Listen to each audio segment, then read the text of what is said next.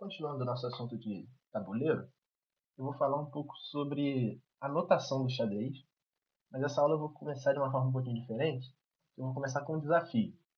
Imagine que eu mandei no grupo de vocês, seja por WhatsApp ou seja presencialmente, a gente está fazendo um exercício e eu mostrei essa posição aqui, essa foto, e eu mandei essa mensagem aqui embaixo. Pretas jogam e escrito essas coisas aqui, essas letras e esses números. Você vai falar assim, caramba, o Daniel tá falando inglês, tá falando grego, endoidou, apertou sem querer no teclado? Não, isso aqui é o que a gente chama de notação. Ou seja, opa, estou mostrando um pouquinho da resposta. Ou seja, isso aqui é a sequência dos lances que foram feitos no jogo. Então, o nosso desafio no final dessa aula é entender isso daqui e a gente fazer esses lances conforme está dizendo aqui escrito, certo? Mas agora eu vou explicar a regra. Essa regra, né, de notação ela é muito baseada nas coordenadas aqui do tabuleiro. Por isso eu expliquei na última aula, no último vídeo. Né? Cada casa tem um nome. Então, como que a gente vai fazer para falar sobre uma jogada? Imagina que eu quero jogar esse cavalo para essa casa aqui, a casa de F3. Como que eu faço isso? Eu pego a primeira letra do cavalo, no caso a letra C, vou escrevê-la de forma maiúscula e vou dizer C F3, ou seja, cavalo F3. Né? Aí vamos supor que eu quero botar né, em, o bispo em E5. Como é que eu falo isso? É B maiúsculo, B, E5. Sempre a inicial da letra da peça maiúscula e a casa para onde ela vai. Então, a torre. Né? Vamos fazer torre F5. Como é que eu digo isso? Como é que eu escrevo isso? Né? T maiúsculo, F5. Certo? F5. Aí a dama. A dama é a mesma regra. Opa, deixa eu ver a dama. A dama é a mesma regra. Vamos supor que eu quero colocar dama F3. Ou, perdão, E3. É D maiúsculo, E3. A única exceção são os peões. Porque o peão, ele não é... A gente não usa a inicial dele. A gente não escreve com maiúsculo. A gente só diz E4, por exemplo. Né? Eu não tenho letra nenhuma. Então, vamos supor, vamos jogar esse peão aqui. Seria A6. Não é PA6, é apenas A6. Entende? Baseado nisso, a gente pode fazer aqui um jogo. É um pouco confuso de início, mas conforme a gente for jogando, vocês vão entender. Eu vou voltar à posição inicial e vamos fazer um jogo. E aí vocês vão perceber que aqui no cantinho, aqui onde está meu mouse agora, vai surgir essa anotação. Vai surgir lance por lance que eu vou fazendo e vai ficar escrito aqui. Então eu vou começar com peão. Vou jogar peão E4. Aí aparece aqui, E4 apenas. Aí peão E5. E5. Agora cavalo F3. Aí vai ficar C maiúsculo F3. Olha lá, C maiúsculo F3. Aí a gente fala cavalo F3. Vamos lá. Cavalo F6. C F6. Agora vou fazer um lance com bispo. Bispo F4. Esse B. Oh, perdão, não. F, eu estou pensando no cavalo aí. Bispo C4, né? Esse B, C4. Vou fazer um lance qualquer, de dama, só para mostrar. D maiúsculo de dama, E7.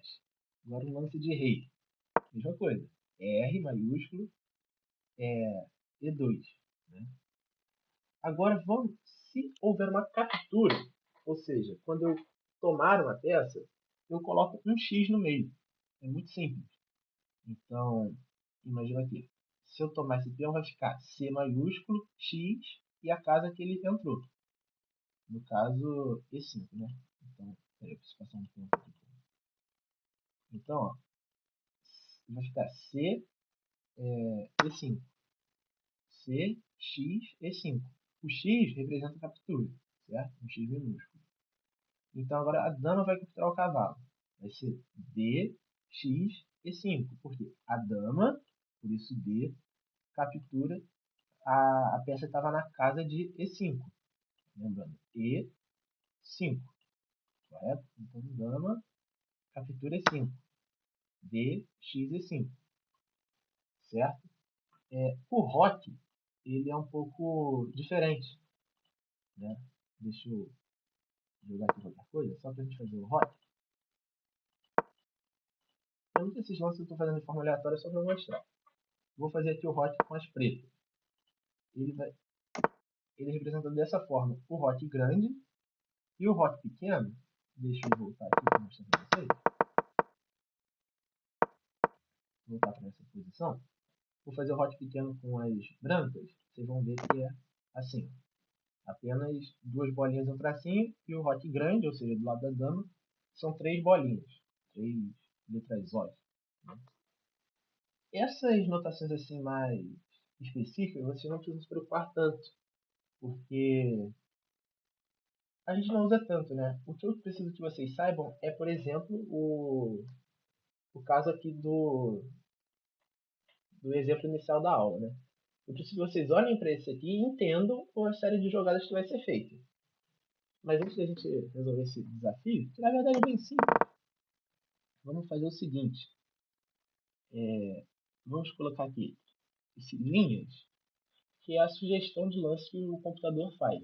E a gente vai jogando conforme ele for pedindo aqui, ó. Sempre esse primeiro, opa, esse primeiro lance que aparece aqui. Então ele começa com E4, vamos jogar, E4. Agora ele sugere E5, né? E5, então vamos lá. E5 de negro. CF3. CF3 é C de cavalo, então cavalo F3. Cavalo F6. Peraí, ele tinha mudado ali, vamos ver. Cavalo C6 ele está falando. Aqui ele vai mudando conforme ele vai reavaliando, né? Então, D4. Então vou pegar o peão D4. Vamos ver. E, ou seja, o peão de E captura, por causa do X, D4. Então, E captura D4. Cavalo captura D4. D5. Então, bispo, né? C5. Correto? Então, percebe que, olhando dessa forma, a gente consegue jogar de maneira bem simples. Então, vamos lá para o desafio inicial da aula. Deixa eu passar aqui. Essa posição aqui, eu copiei aqui para o tabuleiro. Então, vamos lá. Qual é o lance? Lembrando, as pretas jogam. Então, a preta vai começar. Então, CF6. Você já, com certeza, já consegue perceber que é C, ou seja, cavalo, F6. Então, o cavalo vai para essa casa. Vamos ver? C6. Agora, CG5. Então, perceba. C, cavalo, G5. Cadê o G? Está aqui. G5. Então, essa casa aqui. Olha lá. Correto. Bispo C5. Né? B de bispo. Bispo C5. Bispo C5. E aí aqui o adversário, né, no caso o jogador de negras, não viu a ameaça. Então o que vai acontecer? Cavalo captura F7. Então cavalo captura F7, que é a casa fraca do rei. E aí aqui vocês já podem imaginar a sequência, né? Dama E7 e cavalo toma H8, ou seja, cavalo toma torre. Vamos ver se essa posição está correta. Né? Tá aí, você pode perceber que é a mesma coisa. Então vamos supor que isso aqui fosse no caso não é um exercício, né? É só um exemplo, mas vamos supor que fosse um exercício que eu estou mandando no grupo para vocês. Embaixo eu mando lá o gabarito por escrito, dessa forma aqui. Vocês têm que olhar isso e conseguir montar no tabuleiro de vocês, chegar nessa posição final aqui. Entende? É para isso que serve a anotação. Durante os estudos eu vou sempre fazer setinha, vou fazer bolinha, vou sempre estar mostrando para não ficar uma coisa maçante. Mas às vezes por escrito fica um pouco difícil de falar, como eu disse na última aula. Como é que eu vou explicar para você essa casa aqui? Sem anotação é muito complicado, mas com anotação é simples. B7. Né? Mesma coisa por escrito. Explicar por escrito é muito complicado, não dá para fazer setinha nem bolinha. Mas dessa forma aqui, vocês já conseguem chegar nessa posição aqui. Ou em qualquer outra, né? Desde que esteja escrito da forma correta.